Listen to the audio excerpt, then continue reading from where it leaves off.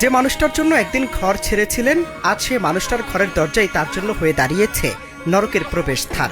কয়েকদিন ধরেই চলছিল পারিবারিক কলহ। এর মধ্যে হঠাৎ একদিন মেসেজ পাঠান স্বামী।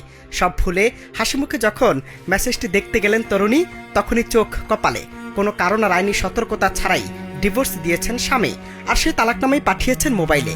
এরপর সোজা শ্বশুর বাড়ি চলে গেলেন ওই তরুণী। অজরে কাঁদলেন, ডাকলেন, কিন্তু কেউ বাসার গেট খুললেন না। স্বামীর সংসার ফিরে পেতে তরুণীর এই অশ্রু যুদ্ধের ভিডিও নিয়ে বর্তমানে তোলপাড় নেট দুনিয়া।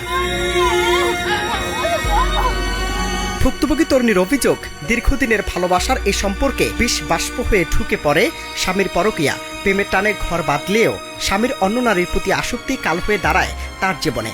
যখনই তিনি স্বামীর এই অনৈতিক সম্পর্কের প্রতিবাদ করতে গেছেন, তখনই জুটেছে অমানসিক শারীরিক ও মানসিক নির্যাতন।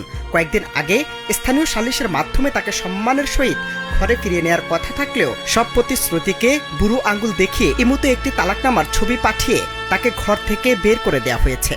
আমার স্বামী পরকীয়া করে, আমি ও বিভিন্ন মেয়েদের সাথে কথা বলে, ওকে আমি নিষেধ করছি যে কথা বলো না, কারোর সাথে ব্লক করে দিবা সবাইকে। ও আমার কথা শোনেনি, ও বরং তো আমাকে ধরে মারধর করছে।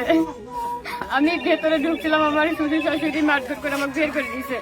সামাজিক মাধ্যমে ভাইরাল হওয়া ভিডিওতে দেখা যায় স্বামীর একটু সান্নিধ্য আর মাথা গোজার ঠাঁই পেতে দরজার কপাটে অঝরে মাথা ঠুকছেন ওই তরুণী। অথচ পাষাণ স্বামীর মন গলেনি, বরং গেট আটকে দিয়ে তাকে রাস্তায় ধুলো মাখা মাটিতে বসে কাঁদতে বাধ্য করা হয়েছে। কোনো আইনি নোটিশ বা সতর্কতা ছাড়াই এভাবে হুট করে ডিভোর্স দেয়া এবং ঘর থেকে বের করে দেয়া কতটা আইনসম্মত তা নিয়ে এখন প্রশ্ন তুলছেন নেটিজেনরা। অপরাধ শুধু একটাই ছিল, তিনি গরিব ঘরের মেয়ে আর স্বামীর অন্যের বিরুদ্ধে প্রতিবাদী হয়েছিলেন। ঝামেলা লাগার পরে আমরা শ্বশুর বাসায় দুইজনেই আসি।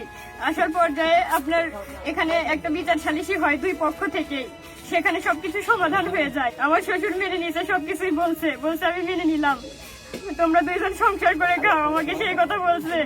বিচারে যারা ছিল আপনি তাদের থেকে শুনে দেখুন, তালাকের কাগজের ছবি আমাকে ইমুতে আমাকে দিছে, আমি এখনো হাতে পাই নাই। বর্তমানে সামাজিক যোগাযোগ মাধ্যমে এই ভিডিওটি নিয়ে তোলপাড় চলছে।